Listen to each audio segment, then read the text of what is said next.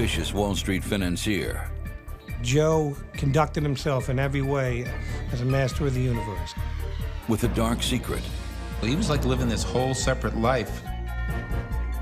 A glamorous bad girl with a penchant for rich and dangerous men. We wanted to be bad girls, but not too bad, you know, a little bit bad. Joe and Diane Pikul were living the New York high life. High society, the limousines, the fancy restaurants, the Hamptons. Until Diane mysteriously vanished. The last words to me, I remember, I can handle it, don't worry. A high-flying New York power couple rises to the top on a tide of greed and ambition and drowns in it. Tonight, on Power, Privilege, and Justice.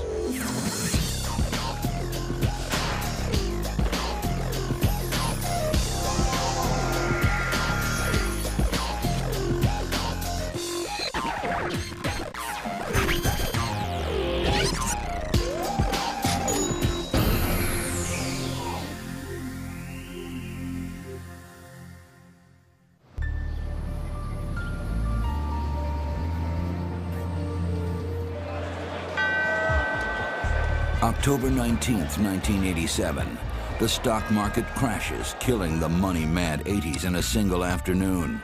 4 days later, Diane Pikul, beautiful, glamorous, and rich, is on her way to her summer home and another argument with her estranged husband, Joe. Before the week is out, her body will be found 250 miles away at the bottom of a drainage ditch along the New York State Thruway. Who had killed her? The answer would send a chill from Lower Manhattan all the way out to Long Island's trendy beach community, the Hamptons. Joe and Diane Pikul were a New York power couple, a high-flying money manager and his glamorous wife. They seemed to have it all, but their lavish lifestyle masked a tale of perversion and madness.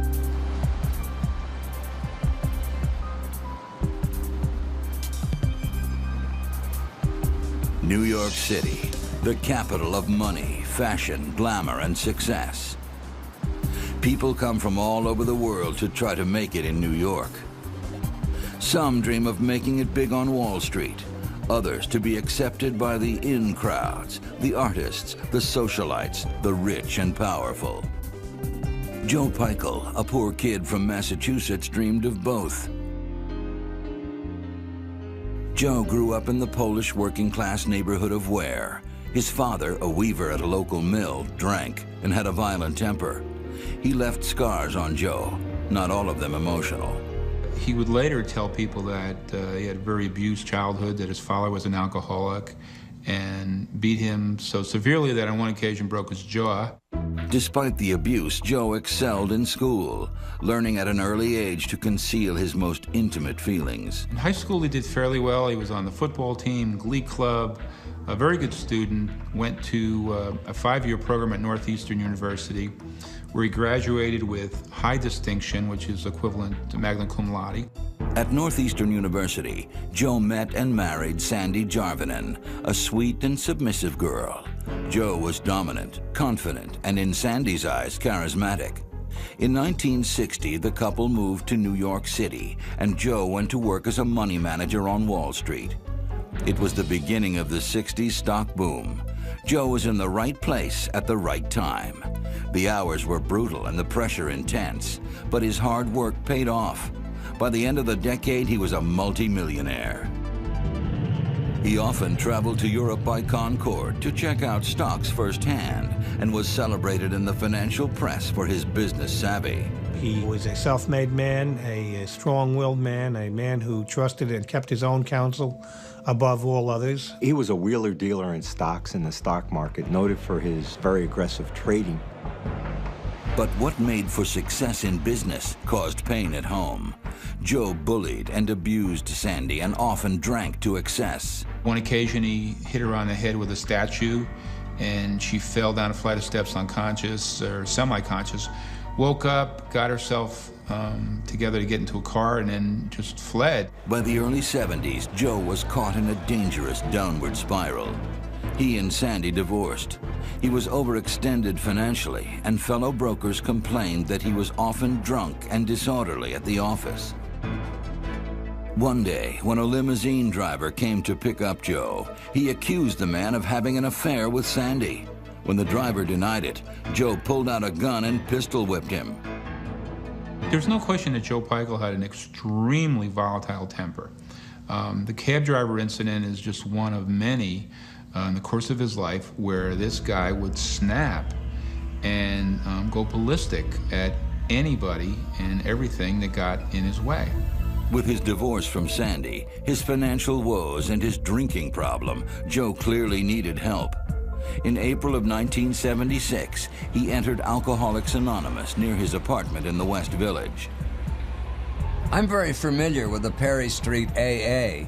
I went there myself every day for a couple of years. At Perry Street, Joe found himself surrounded by artists, writers, and intellectuals. One of them was a beautiful yet troubled young writer named Diane Whitmore. Diane grew up in a wealthy Indiana family. She was an only child who dreamed of life in the big city, of writing, art, and lavish parties. She was just a fascinating woman. She was hilariously funny.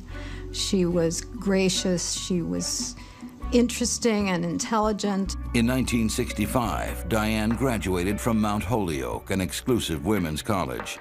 She set off for New York's famous Greenwich Village with two ambitions: to become a writer and to get rich. She was looking for, you know, a post-college, post-Midwest experience that was full of glamour, edge, poetry, bohemianism, a hint of violence, which is something that always attracted her, and she was quite frank about that. She spent the next 10 years experimenting with drugs and a series of volatile relationships. One of the things that drew Diane to men who were not good for her was that she wanted to do anything to change the script of the nice girl getting married, having children, living happily ever after. But after a decade of trying to find herself in New York, Diane was divorced, drug-dependent, and a recovering alcoholic. She desperately needed a change in her life. She hoped to find that change in AA, and she did. She met Joe. He had a dark side, clearly, and she was attracted to the dark side. At the same time, she wanted to, at that point, be a rich man's wife, and she got both in this one package, and it was a very, incendiary package. She was gorgeous, she was funny, she was sexy, she was talented. He was not a particularly handsome man. She probably knocked his socks off. And I also think, sadly, that he had the eyes of a predator, that he sensed that he could get her. Just a few months into their relationship, Diane became pregnant. 2 months later, on July 14th, 1978, Diane and Joe were married. When Joe and Diane walked down the aisle, they thought they were walking into a fresh, new beginning. But their marriage would turn out to be a big mistake, a deadly mistake. By the early 1980s, Joe Pikul's fortunes were on the rise again. Diane stayed at home, caring for their daughter Claudia and infant son Blake. When they got married, they were both in recovery. They were both working very hard on themselves. They were very, very invested in being the very best parents that they could be. Joe adored the children. The family moved into an historic apartment in Greenwich Village. They wore designer clothes, had round-the-clock babysitters, and owned an expensive summer house in the Hamptons. The Hamptons had long been the exclusive domain of old money families and potato farmers. But let's face it, new money always wants to be where old money is. And by the 80s, the Hamptons were an irresistible draw for people like Joe and Diane Pikul.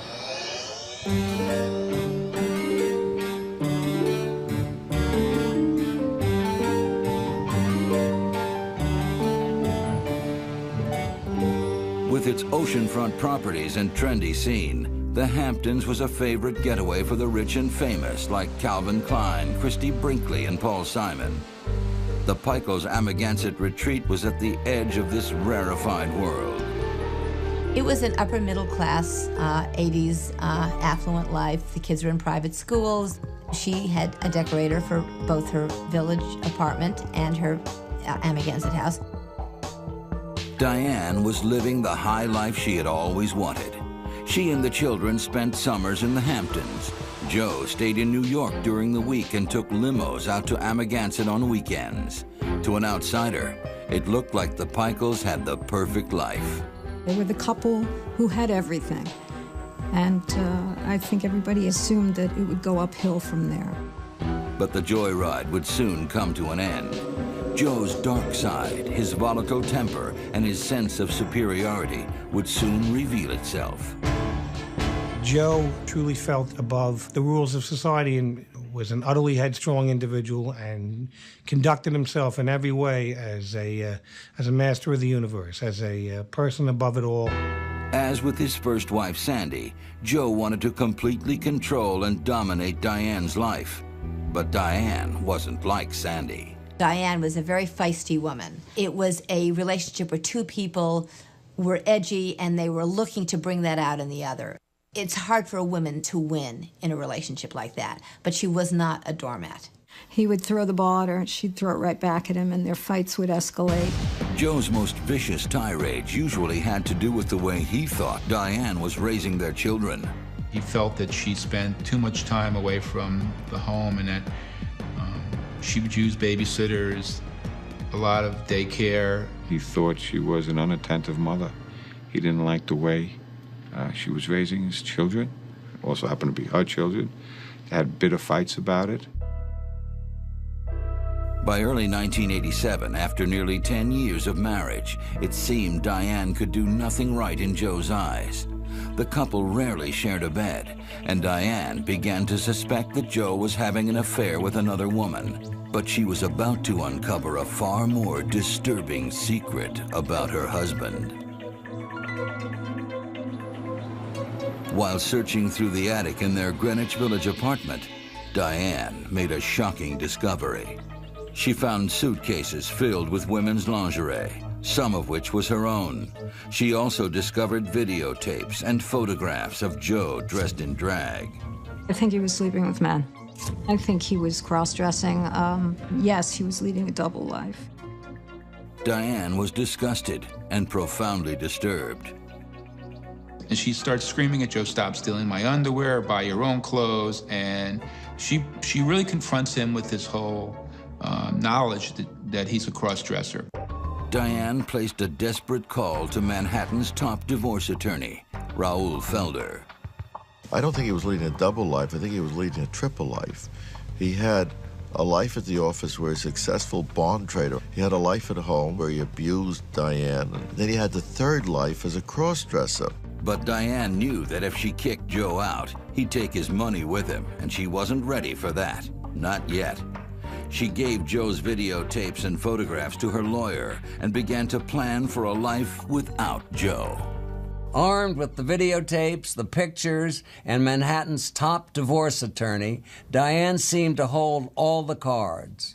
But what she didn't know was that the deck was stacked against her.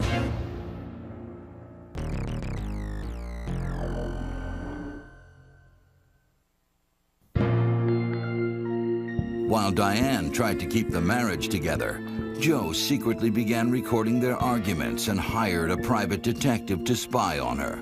We would go out to dinner, and there'd be somebody sitting at the table across the way watching us. And Diane would say, "That's the detective." Meanwhile, Joe was becoming even more eccentric. He rented a secret apartment in Battery Park City and filled it with women's clothing and lingerie. One night, he blindfolded the children and led them to the apartment, warning them not to tell Mommy about Daddy's secret. The thing that triggered and set off alarm bells in my head was blindfolding children and taking them to another location. And that's when I told her, "Let me get you an order of protection, let's kick him out." Frightened but determined not to leave Joe until she was sure she could make it on her own, Diane took a job as an assistant at Harper's Magazine. It was a sort of a glamorous job. At Harper's, she was seen as the sort of wonderful, glamorous personality that she was, and at home, she was being abused. So it was an escape for her. Diane also enrolled in a creative writing class and began writing short stories.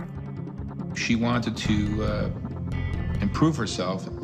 She wanted some self-worth. She felt that for too long, her only purpose in life had been to serve Joe. But seeing his wife develop an independent life outside his orbit made Joe even angrier. Joe didn't like her working. Joe wanted her to be there every minute, you know, like on call 24 hours a day. Just when it seemed like things couldn't get any worse, on Monday, October 19th, 1987, the stock market crashed. It was the biggest single-day point drop since the Great Depression. As his marriage is unraveling, his personal life is unraveling, Black Monday hits the stock market. And he loses so much money that he knows he's dead, he's gone. 3 days later, Joe met with his ex-wife Sandy at the World Trade Center's Windows on the World restaurant. He asked her to become the legal guardian of his children if anything should happen to him, or if Diane were to have an accident. At the same time, Diane was making plans to leave Joe and take the children with her. She was doing everything she could to get out. She was looking for another place to live. She had done all the things that you're supposed to do when you're in that kind of situation. She had money put away. She had bags at friends' houses. She knew about the shelters. Joe and Diane both knew their marriage was broken beyond repair. So that Friday, they drove to Amagansett in separate cars with a plan to divide up their belongings before putting their summer house up for sale. We were supposed to have dinner that night. And I called her up that afternoon, and I said, "Are we going out to dinner?" And she said, no. And she told me that, you know, she was going out to Amagansett so that she and Joe could divide up property. And I remember thinking, what? They were going out to settle up their affairs. And it was one of those situations where she clearly should not have gone. I remember walking out of the hall, following her, basically being a nuisance, and her last words to me were, "Don't worry, I can handle it." In a movie, this is where you'd shout out, "Don't go in that room." But it wasn't a movie, and no one would be able to save Diane Pikul. After Joe and the children got to the house in Amagansett, Joe put the kids to bed. When she finally pulled into the driveway at 1 a.m., Joe was waiting.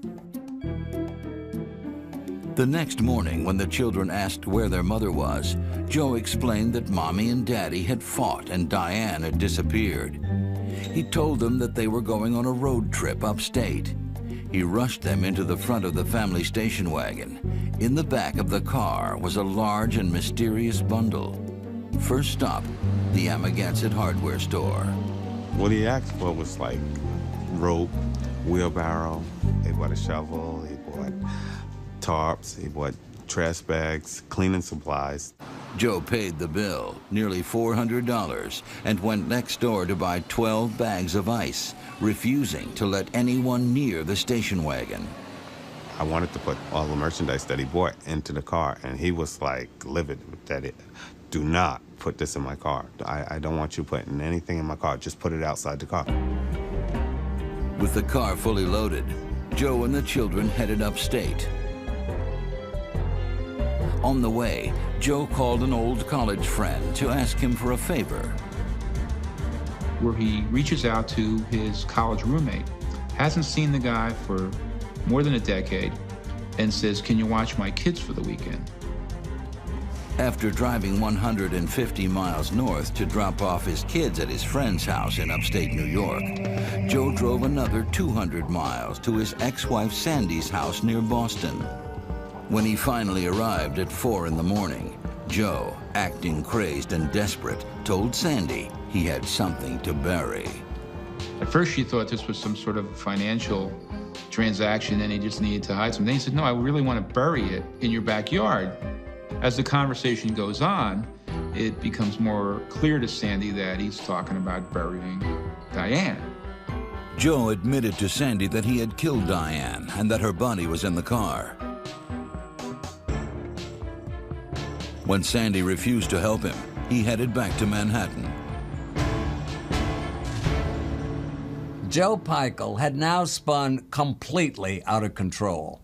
I mean, this was a man who was once celebrated as a Wall Street whiz kid, and now he's asking his first wife if he can bury his second wife's body in her backyard. 48 hours after he murdered his wife, Joe Pikul awakened in his Greenwich Village apartment. Joe's children were still upstate with his college friend, and his wife's body was still in his car, parked on a side street just around the corner. He called his children's schools to report they would be absent. Then, he got into his car for the 2-hour drive upstate to pick them up. But first, he had to dispose of their mother's body. As he approached the Newburgh exit, there was a pull-off on the road. And I think he realized that this would probably be the last chance that he had. He pulled off, he looked down in a drainage ditch, and he just said, I got to get rid of it, and put it at that location. Joe was just a few miles away from picking up his children when he pulled Diane's tarp-wrapped body out of the car and dragged it 30 feet down into a drainage ditch. I always thought that for such a smart, intelligent man who was very successful in the professional world, that it was very strange that he would dump his wife's body in a place where she could be easily found. After picking up his children, he drove to the Stewart Auto Wash in Newburgh, New York. He looked like he'd been like with days without sleep. His hair was a mess, you know, his clothes were all wrinkled. He really looked, you know, like he was in rough shape.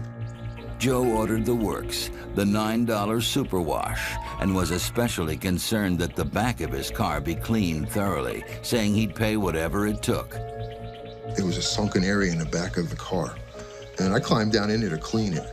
You know, I was down inside of it cleaning it. He just kept coming back and asking me how messy it was. While his car was being cleaned, Joe told anyone who would listen about the fight with his wife.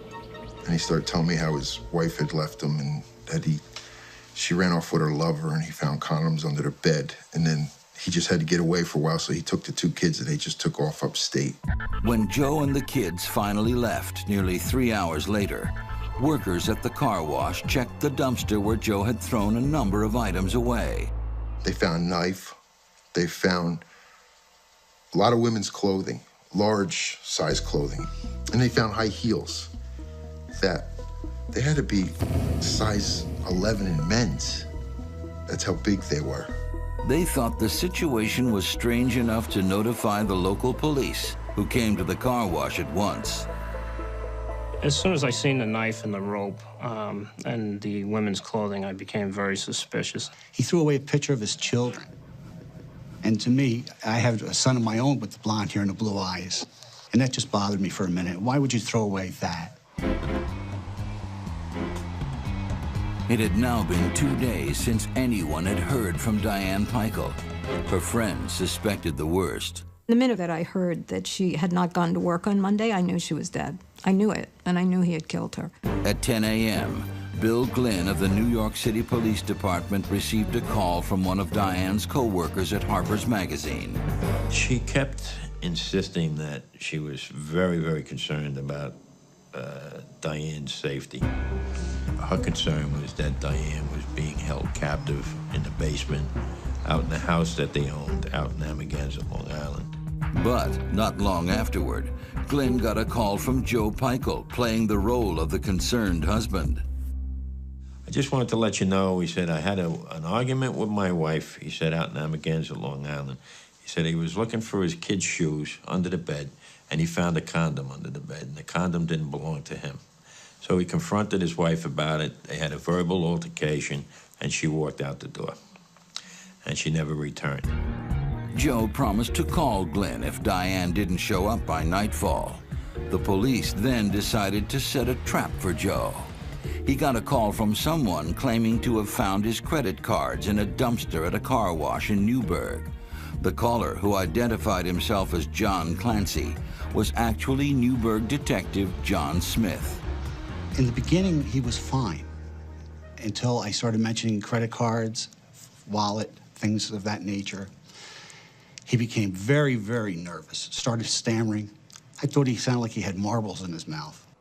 Joe sent his limo driver to pick up the credit cards in Newburgh, but when he got there was no John Clancy waiting.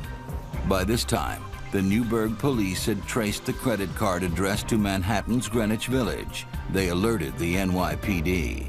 I says, I don't know what's going on here, but I explained to him that I was going over to meet this fella.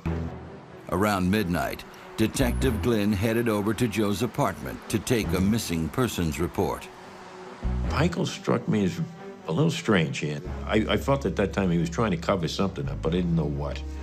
I said, well, are you concerned that, you haven't seen her in 24 hours? And he said, nah, she's done this before. He said she'll eventually show up. The next day, the New York State Police searched Joe and Diane's home in the Hamptons. Right next to the residence was a cemetery. Our first thought was that she could possibly be buried there. So while we searched the inside of the residence, we used dogs and we did a foot search of the cemetery to see if there was any recently disturbed earth. The cemetery search came up empty. But at the house, they found something that seemed to back up Joe's story. Our ID section did find a condom under the bed and secured that as evidence. But the next day, the police got a call from maintenance workers on the New York State Thruway in Newburgh. I received a call from the barracks saying that there was a body on the thruway, that there was a dead female discovered alongside the thruway at milepost 56.5. It didn't take police long to identify the body as that of Diane Pikul. An autopsy revealed that she had been severely beaten until she was unconscious, then strangled to death. When police went to question Joe at his home, he was gone. Not only that, they soon found out his money was gone too. We developed information that he was withdrawing large sums of money from his bank accounts. He was a very affluent individual. And we were concerned that he was going to try and leave the country. Finally, on Thursday, October 29th, 5 days after the disappearance of Diane, Joe Pikul was arrested at his lawyer's office in Manhattan and taken to police barracks upstate for questioning. Detective Joe Tripotto was in the car. He was constantly talking about this Diane, how nasty she was and how he thought she had boyfriends. To keep him talking, Detective Tripotto took Joe to the morgue to see the body. And Pikul looked at her, and I specifically looked at him to see, looking for some big reaction. He looked at her and he just said, that's her. Joe was then asked to undress so police could check for drugs or marks on his body. Pikul violently objected. Well, I said, Joe, you're going to strip. We want you to take your clothes off, and if you're not going to take them off, we're going to take them off you. So he said, okay. And he took his clothes off, and as he took his clothes off, we seen why he was reluctant to take his clothes off. And he had a woman's bra, he had pantyhose, and woman's panties on. When Tripotto noticed cuts and scratches on his side and hand, Joe was ready with an explanation. He said he did it with the kids, playing with the kids. By now it was late. Joe was tired. At midnight, Tripotto asked his final question. I asked him, how'd you do it? And he actually put his hand just like this as to choke. And I said, you choked her? And he said, he shook his head, yes. Now, 6 days after strangling his wife, Joe Pikul, millionaire stockbroker, was officially charged with murder. Bail was set at $350,000.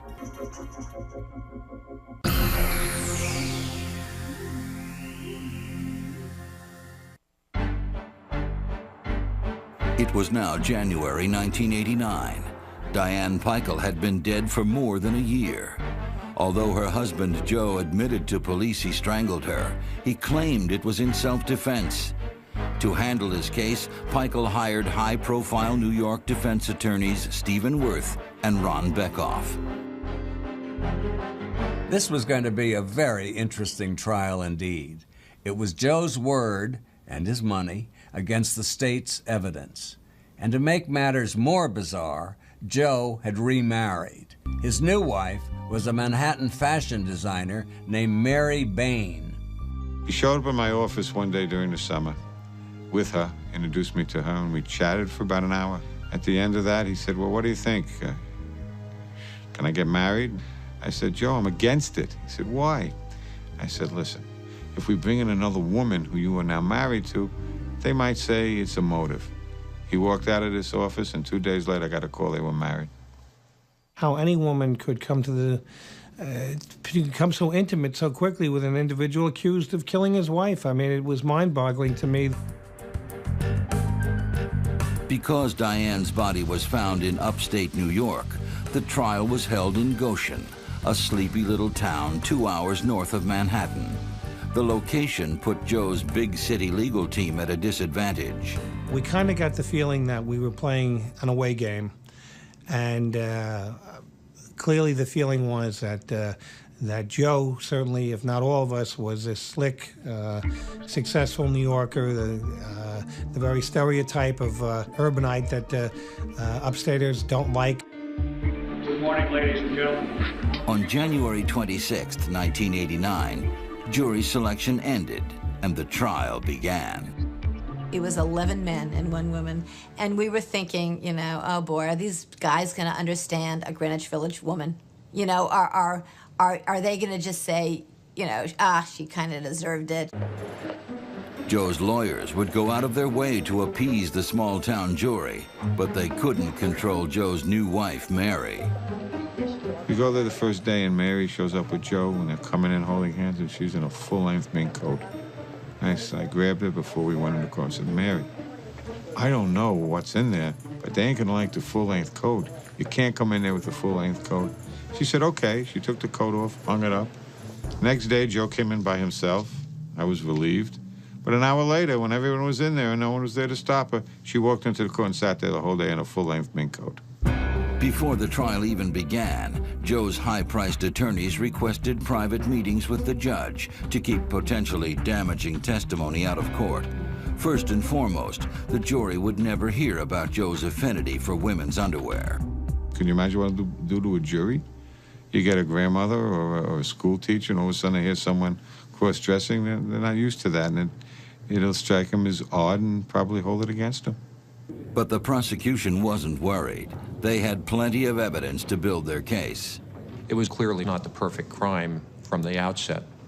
We wanted to present everything that was said by Pikul to the jury in order to paint the full picture of what happened. In their opening statement, the prosecution took the jury back to the early morning hours of October 24th, 1987, when Diane arrived at the couple's vacation home in the Hamptons. He had confronted Diane Pikul, accused her essentially of having an affair or cheating on him. He said that she in turn was raising her voice to him and that he lost control and choked her to death. On the witness stand, Detective Tripotto described the chilling moment when Joe confessed to strangling his wife.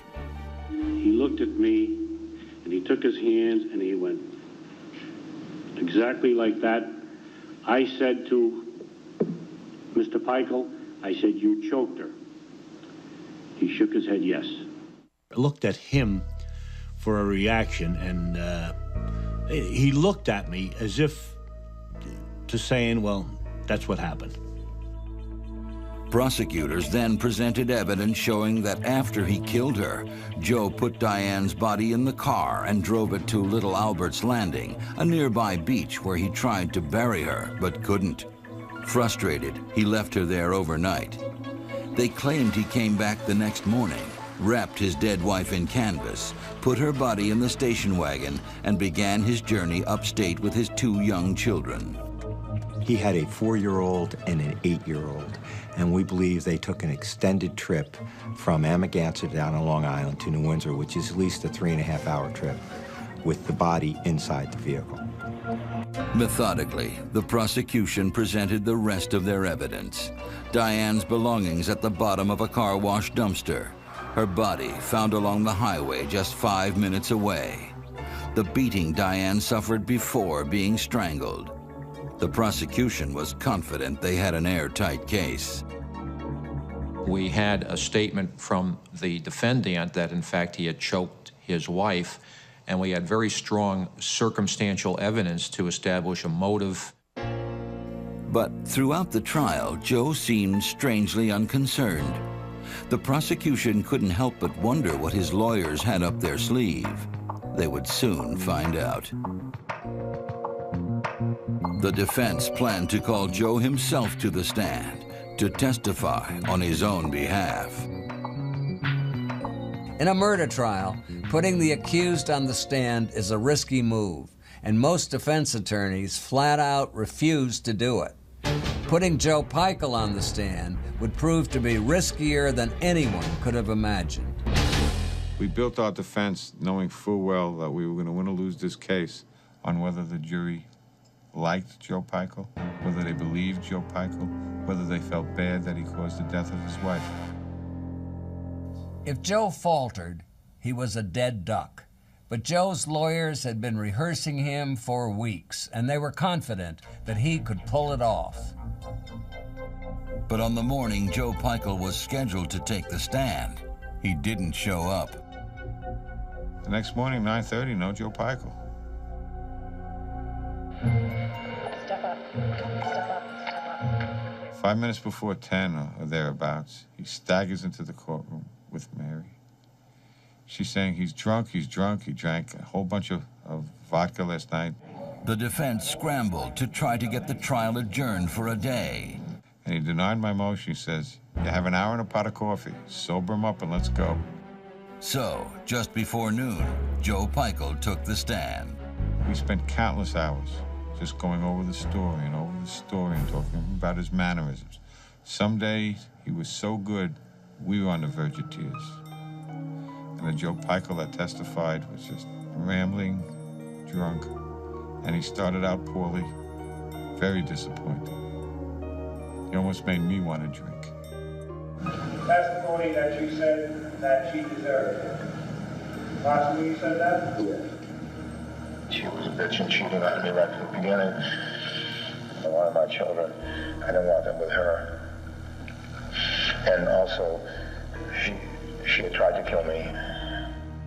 When he testified at the murder trial, it was a ridiculous, I forget exactly what the defense was, but it was, she came at me, it was an accident, it was a very worked out. These two attorneys must have really worked very hard to figure out how this could have looked like an accident.